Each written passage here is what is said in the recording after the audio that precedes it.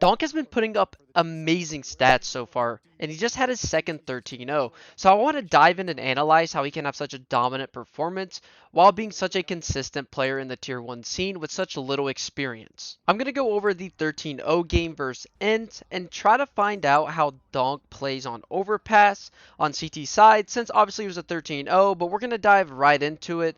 But first, you guys need to check out the sponsor of this video, Skins Monkey. Skins Monkey is a CS2 skins trading site and marketplace that provides an instant way to get new skins.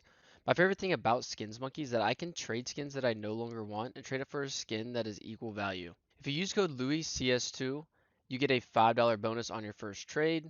If you want to buy skins, you can get a 30% deposit bonus plus an extra 5% using my code. The link is down in the description. So Team Spirit just won pistol round and Donk has the only rifle on the CT side. Let's kind of analyze what he does on the A side of the map and how he uses this rifle to his advantage against some Glocks. First off, he's going to throw the fountain nades, which is the smoke and the molly combo. This is currently in meta. But right now, Donk is going to go listen for connector. So once he hears no one dropping on the ladder, he can rule out connector as a spot that he doesn't have to worry about anymore. So you can see he's going to run away. But also note this, no one put out his playground molly. So Donk knows that he has time to move to somewhere else on the A site with good timing. The only place that they could be is fountain. So you're going to see Shiro drop him his smoke and he's actually going to go spot long. Now he has the timing in his head that if they did wait behind the molly, he has time to go and spot long. So as you can see, he's jumping long right here. He's spotting to make sure no one is there. Now he knows that, okay, if they waited behind my molly, they waited for my smoke, now they're going to be from bathroom. So you can see here, they have the perfect setup. Shiro is towards the Viter. We have Chopper towards long, and they just have a perfect setup. And now you're just going to see they're going to wait, because since the CTs do have short control, they can kind of gamble this. Now Donk's going to take an aggressive play with a nade, which I really like.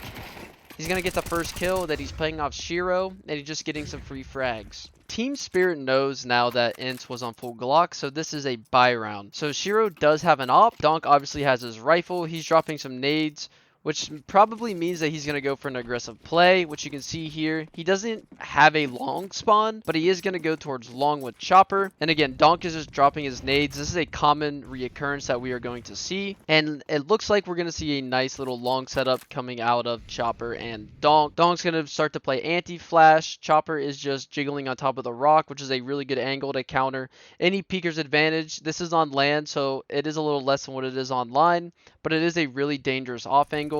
Now Shiro is holding towards bathroom, kind of just making sure they don't get timing towards front bathroom. And Donk is kind of holding it, but at the same time, he's also playing anti-flash. So he's just kind of wary that they could be in here. And now that Shiro has given it up, Donk is just going to hard hold lockers here. And he's just going to wait and wait and wait. Now there's some contact on the B site that we can see on the mini-map, and they're just going to rotate into a 3v3 retake. So now on round 4, we have Donk solo on the A side. So let's see how he plays this round. He's going to throw the same nades that he threw on round 2 against the Eco, but he's actually going to change it up here, and he's going to flash over just to make the T's think that they could be pressuring or pushing up towards fountain. So you can see the T's are actually very kind of like, whoa, they just threw a flash with his nades. They could be up, and they're just playing really slow. Now Donk's going to take advantage of this pressure that he just threw, and he's going to go and spot long.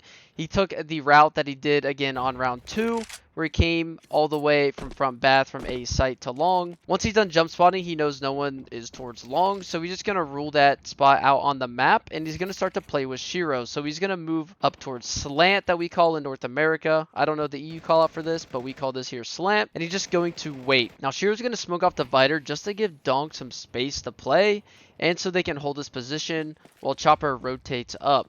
Now Donk loves to re-aggress towards the bathroom area, and we're going to see he's going to spot some nades, and he's just going to be kind of moving here, pressuring, and now he's going to fall to map. So this lurk smoke is very common, and a lot of teams don't know how to play around it. So we're going to see Team Spirit play this perfectly.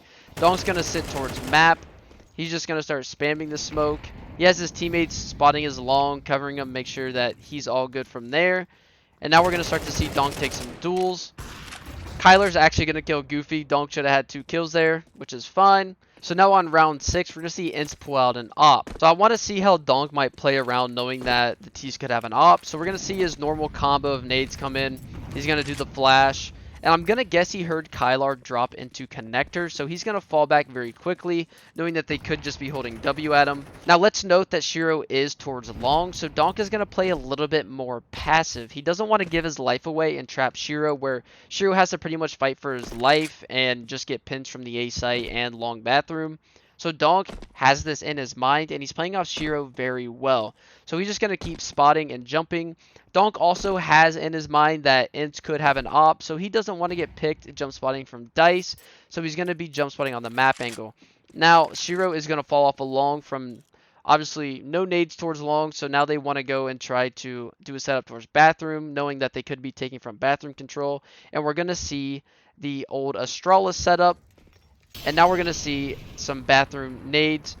Now, Donk knows someone just threw a molly from here, so he's going to look for the kill, but he also heard someone jump right here by divider. So in his mind, he now knows that, like, okay, so maybe this guy that just threw the molly was the guy jumping, so he's going to take his timing. Shiro is here to help him to get that kill, and now they're going to fall after they have the space, but there is 38 seconds left, so Shiro is going to try to keep the space. Usually teams will fall back in a man advantage like this, knowing like, hey guys, we have numbers, but Donk doesn't care. He's going to sit here towards the Vider and eventually re-aggress just to make sure that Ent isn't towards the A side of the map. So here in a couple seconds, he is going to move, but he just wants to rule out that they're not towards the east side of the map. So here we have 15 seconds left, and Donk is going to aggress. So now he's telling his team, hey guys, they're not outside A, they're not going A, just care B. But with 5 seconds left, they know they're not going towards the site, and it's an easy round win for Spirit. So skipping a few rounds, we're going to see Donk playing connector, and lucky enough for him, Ent is going to be rushed. So we're going to see his default nades coming in once again. And then on the mini-map, we can see Ence going towards the B site. So Donk is going to walk down connector. The only reason he's walking here is so we can hear any footsteps going through connector. And he also has his nade out to nade them if they are running up. But you can see he gets the call that it's a B rush. So he's going to clear connector, clear the short tunnel, and now he's just going to go help B. And this is just another easy round for Ence. But you can see how fast Donk just wants to get into the action, that he's just going to sprint through connector and water just to get a couple frags. So we're going to see another similar round coming out of Team Spirit, but especially for Donk. So again, he's going to throw his default nades at the start of the round. This is just one of his round starts that it looks like he doesn't have that much, but now he's going to go into connector. You can see this time that he has his nade out, he's going to try to just damage anyone behind the molly. And Shiro started towards front bathroom and is going to hold long. So Donk now knows that he has to play passive. So again, he's going to fall back from the A site, and we're going to see him just jump spotting from map. This is the safe way to jump spot, so you're not getting picked by any oppers. But once Shiro gets no contact long, just like we saw in a round before, we're going to see him go into bathroom. And again, it's the Astralis setup. So Donk's going to hear Kylar jumping. He now knows one's the Vider, and he's going to start to strafe. Just be on the move just in case he gets peeked. Because in Counter-Strike 2, it's either be the peeker or be peeked. So he's just going to wait and wait and wait. And now he hears a lurk smoke come in. And he hears footsteps. Kylar gets team flashed. And now Donk is going to take duels. He doesn't want to be swung. So after that kill, he's looking for someone that's going to trade him. So you can see he's still moving.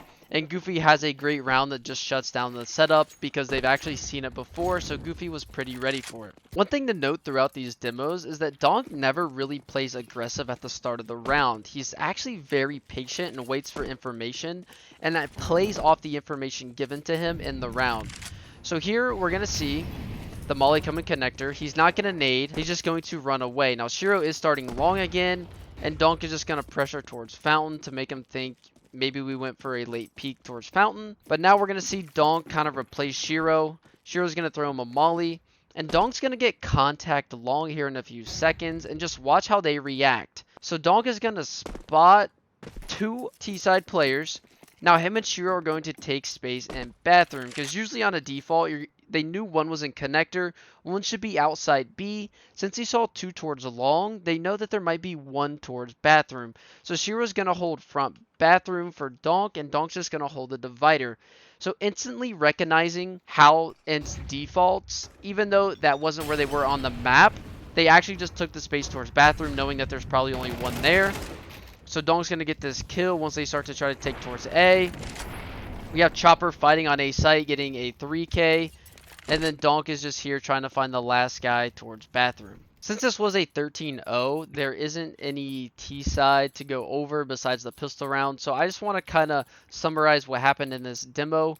We know that Donk really only starts in 2 places, but he always starts with throwing these nades. So this is obviously his round start that he obviously does. And sometimes he combos the flash, sometimes he doesn't. But he throws these nades, likes to go in connector, and then obviously just fall back and plays off Shiro. I'm not sure if it's Donk kind of commanding the A site or if it's Shiro. I would guess that it is Shiro, but Donk will never play aggressive early round, at least in this demo. So him just knowing that he is this insane player, he definitely doesn't go in game just expecting to just hold W at people.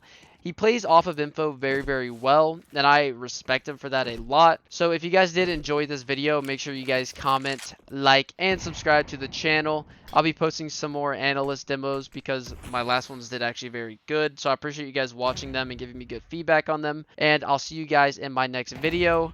Peace out.